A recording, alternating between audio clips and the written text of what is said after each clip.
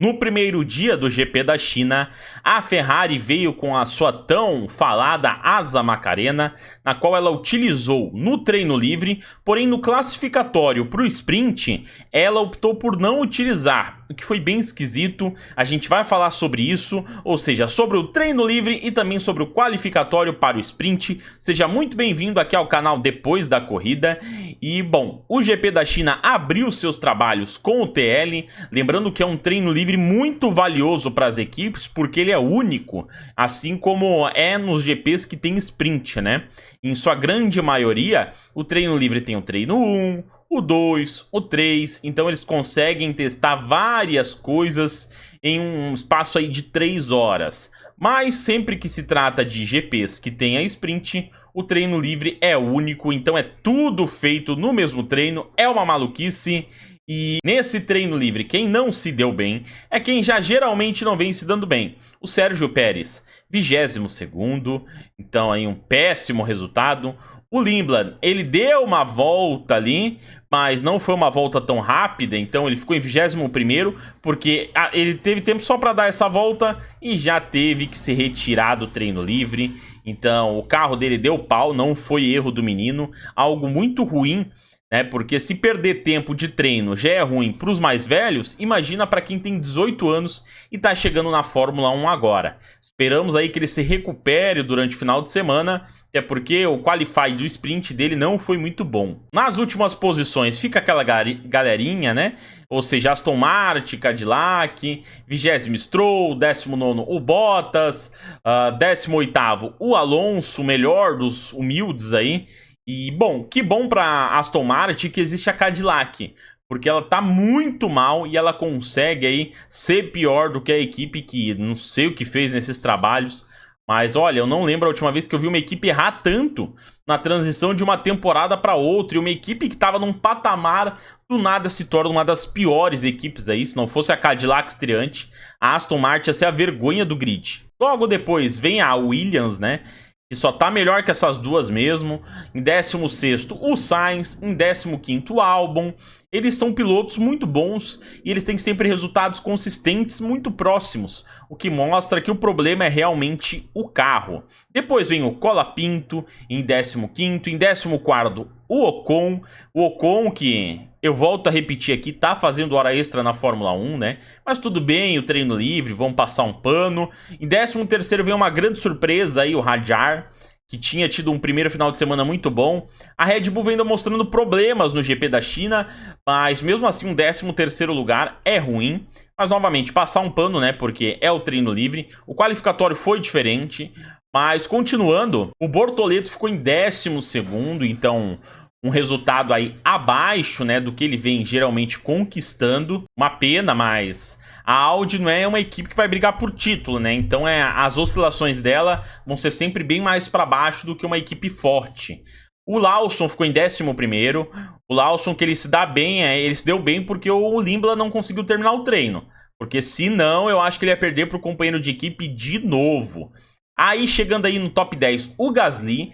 E olha, eu vou falar pra vocês, com a carroça que ele tem, ele tá tendo um final de semana muito bom.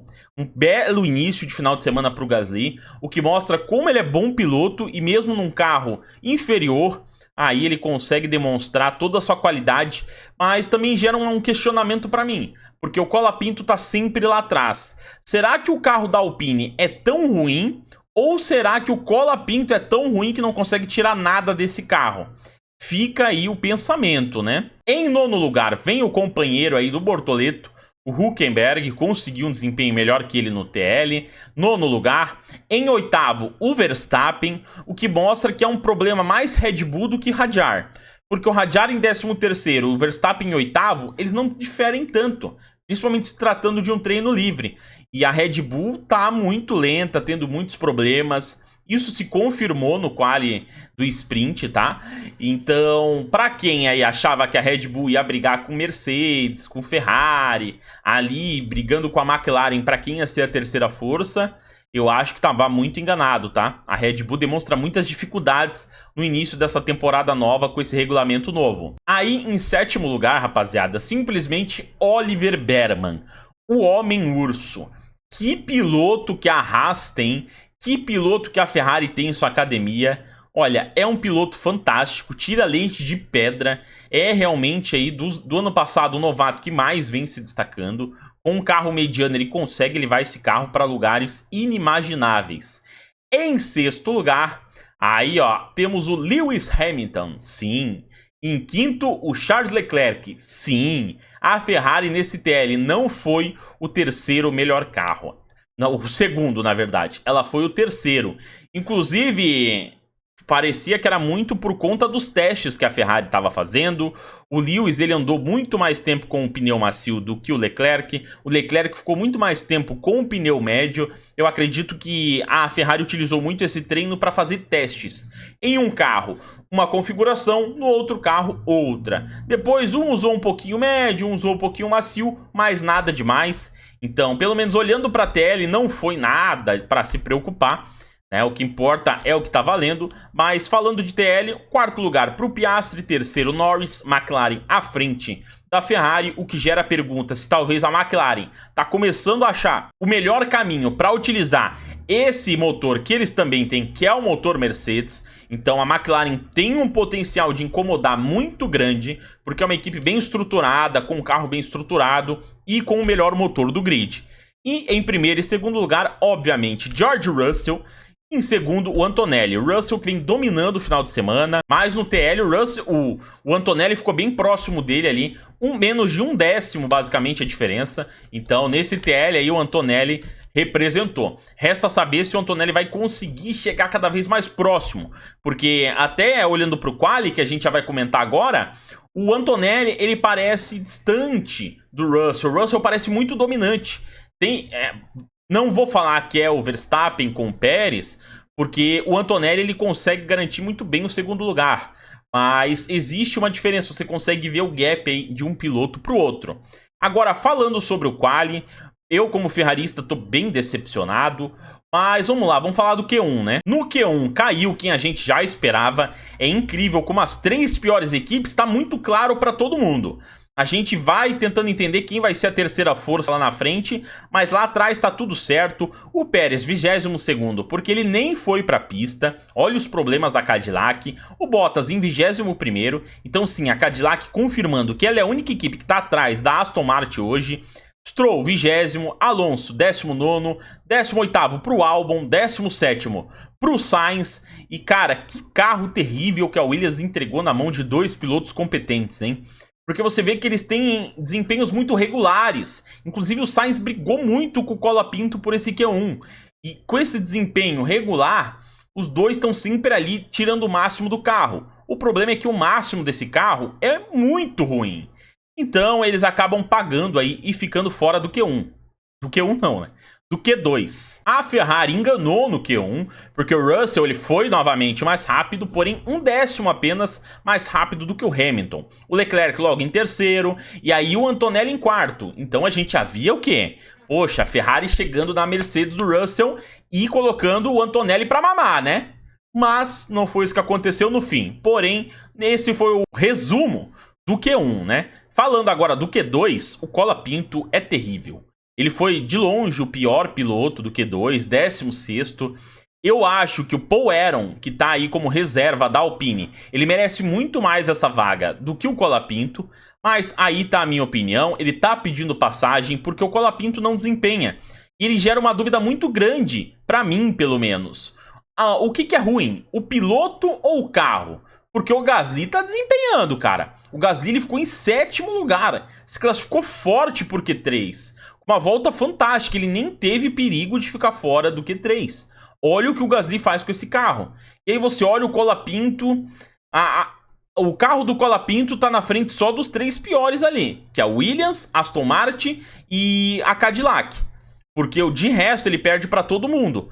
Mas não é isso que o carro do Gasly faz. Por isso que me gera muito a dúvida, será que um piloto mais competente, a Alpine, vai brigar por pontos, não só com o Gasly?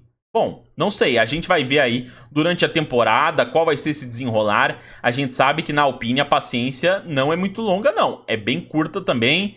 E já vem aí o Colapinto vacilando desde a temporada passada. Vamos ver, né? Mas pra mim não me impressiona, o Colapinto nunca foi um destaque nas categorias de base. Quando ele chegou, ele fez uma ou outra corrida ali que ele não destruiu o carro. Para mim, a empolgação em cima dele foi muito acima daquilo que deveria ter sido, mas vamos ver se ele se recupera, né? Outros dois carros que ficaram fora do Q3 é a Racing Bulls, que assim como a sua equipe principal Red Bull, tá aí patinando. O Lindblad ficou em 15º, o Lawson em 13º, ambos fora do Q3. Mas a gente viu na última corrida que o Lindblad buscou fácil aí, colocou o Lawson lá pra trás. Mas enfim, né, mostra aí o desempenho fraco da Racing Bulls nesse treino. Outro carro que ficou de fora do Q3 foi o carro da Audi. Em 14º, o Bortoleto. Em 11º ficou o nosso queridíssimo Hülkenberg. Ou seja, nesta batalha, o Bortoleto acabou perdendo aí para o seu companheiro de equipe, ficando 3 posições atrás no grid. Mas a Audi como um todo não está tendo um bom final de semana, assim como a Racing Bulls. E assim como o Ocon, né? Que é outro que vê o companheiro de equipe brilhar e ele não conseguindo tirar a mesma coisa que o Berman tira do carro. Ocon em 12º, fora do Q3. E o Berman lá. O Berman com o oitavo melhor tempo, conseguindo passar para o Q3, tendo um desempenho fantástico. Que piloto é o Oliver Berman. Eu vou sempre relembrar aqui para vocês. Que talento tem esse cara. E o Ocon, para mim, é um cara que está fazendo hora extra na Fórmula 1. Eu sei que ele tem a importância dele pela experiência e no desenvolvimento do carro, mas eu acho que a equipe perde muito em não ter ali um piloto mais talentoso para trazer os pontos. Eu acho que desenvolver o carro tem que ser com o engenheiro e tem que ensinar cada vez mais os jovens a ter o feeling ali, saber o que está causando uma coisa ou outra no carro, para a gente não ter um piloto tão fora do nível de qualidade do outro, assim como é o Ocon, comparando ele com o jovem Berman. Falando dos mais rápidos nesse Q2, Russell liderando novamente, dessa vez com o Leclerc atrás dele, mas em terceiro agora não estava o Hamilton. Não, na verdade quem estava atrás do Russell era o Antonelli, em terceiro estava o Leclerc, em quarto não era o Hamilton, mas sim o Piastri, já colocando a Ferrari aí em xeque e o Hamilton em quinto. Então assim, já trouxe preocupações que foram confirmadas no Q3, né? Porque a gente sabe muito bem que a pole foi feita pelo George Russell, o mais rápido, 6 décimos à frente do terceiro colocado, que era uma equipe diferente da sua. Olha o absurdo, já tá ficando mais de meio segundo. O Antonelli, o mais próximo dele, estava em torno ali de 3 décimos atrás. Então é um domínio absoluto da Mercedes.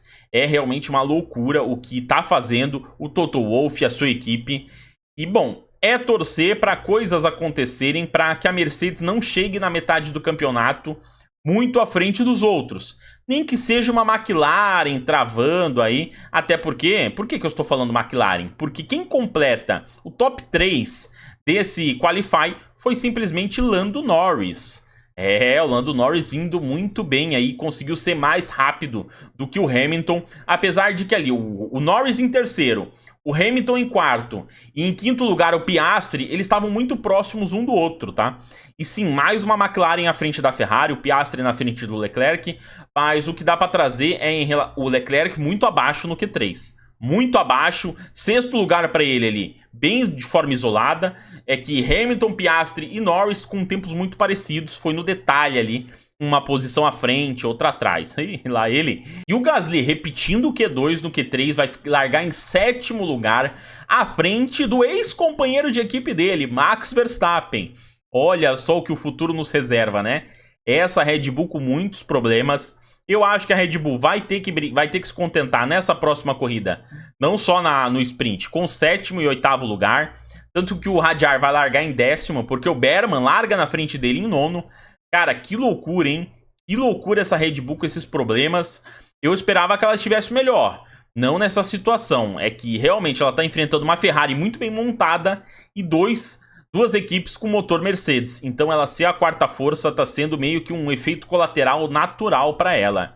Mas não deixa de ser uma loucura, pelo menos ao meu ver. E uma pena que eu escalei o Max Verstappen no Fantasy. Vamos ver o que ele apronta, né? Não dá para duvidar desse piloto. Mas assim acabou o quali aí pro sprint. Pra mim, o sentimento que fica é de decepção, porque não basta só ficar tomando pau da Mercedes. Agora a McLaren tá ameaçando fazer isso também. Vamos ver o que acontece aí no sprint, né? E também no próximo quali, que daí é o quali pra corrida. Mas a sensação que fica é que realmente a Mercedes vai dominar mais um GP, a não ser que a Ferrari resolva utilizar a asa Macarena e ela resolva alguma coisa.